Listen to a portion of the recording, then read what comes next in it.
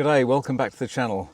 I'm sitting in my future-proof, cheap to repair, quick to fill up MG Midget from 1970, which will keep going on as long as I continue to repair it. So you know it's going to be another story about EVs, and here we go.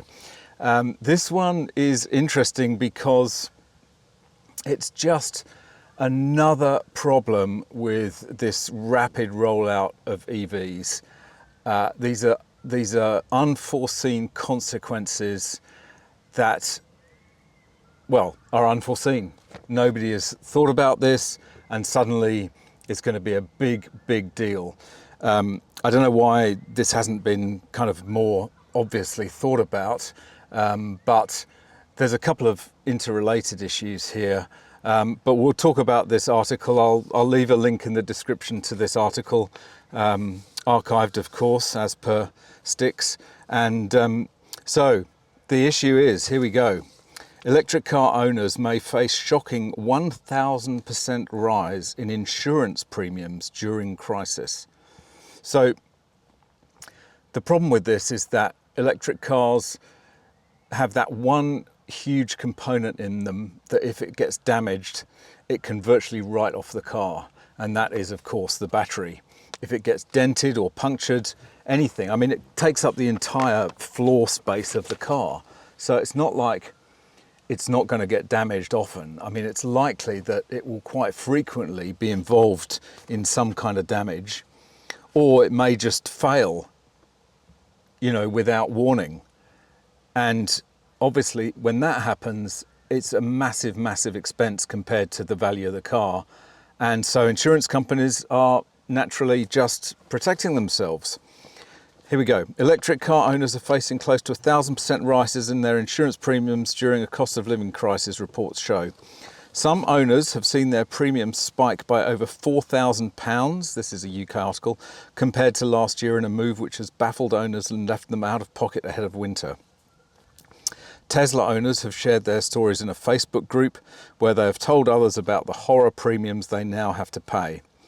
One owner said Aviva refused to insure him and his Tesla Model Y when his insurance came up for renewal, and the other brands had turned him away. This, as I say, this whole story was reported in The Guardian as well as The Express, which is where I'm getting this article from.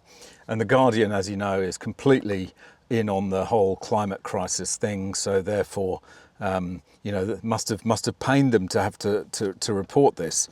Their experiences come just weeks after Prime Minister Rishi Sunak changed government policy on the sale of new petrol and diesel cars, after manufacturers invested millions in the UK electric car market. Tesla driver David told The Guardian, "My insurance was Aviva from July 2022 to July 2023, but when it was coming up for renewal, I received a letter stating that they would not be covering the Tesla Model Y anymore."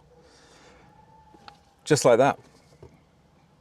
And if you can get insurance, it's like 10 times the price. I'm a member of a Tesla UK owners forum, and lots of other people seem to be having the same issue. I spent weeks on every comparison site as well, trying to find individual insurance and specialist brokers, but either they wouldn't cover the car or the quotes were £5,000 or more. David said the best quote he got was £4,500 from Direct Line, a number that surpassed £5,000 once the monthly interest was added. And this is not a single isolated event. Alex Gurlis drives a smart EQ44 that retails from around £20,000. Before his mid-August renewal date, he was advised by John Lewis Finance that they would no longer insure his electric car because it was not insuring electric vehicles anymore. Like, just blanket. No, we're not touching it. For owners like Alex and David, their rejections have come ahead of the hardest time of the year for people in the UK as the mercury drops and energy prices rise. Any rise in premiums will hit harder. That's true.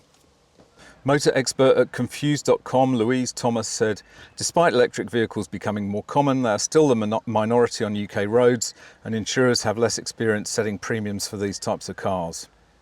Alongside a rise in premiums, there are other risk factors for electric car drivers too. Chief Executive of Green Insurer Paul Baxter explained that their cost and the availability of parts are a major factor. So too is the expertise needed to repair the cars. So most workshops are not even set up to repair electric cars. They don't want to touch them, really. You'd have to go to a specialist repairer, and the chances are it's going to cost you a stack more to get it repaired than it would a standard ICE, internal combustion engine car.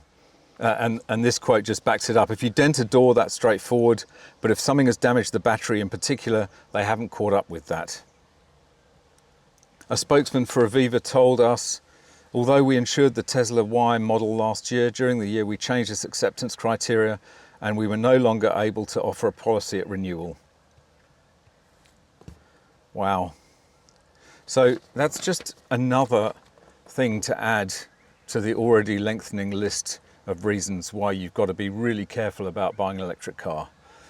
Initially, the cost of purchase, the depreciation, the risk of a battery failure or a battery replacement being required, and now you can add cost of insurance and difficulty and expense of getting it repaired. So as I said in my last video, I'm not saying that electric cars will never come in, but right now, being pushed as hard as they are, it's just a nightmare. And I would advise steering clear of buying an electric car right now, and especially a second-hand one. A new one might be okay, as long as you keep it for 10 years and then sell it, and some other poor bugger's got to deal with the battery. But you know, if you buy a second-hand electric vehicle, you have no idea what's been going on with the battery. You've no idea how well it's been conditioned and charged and everything else. It's an absolute minefield.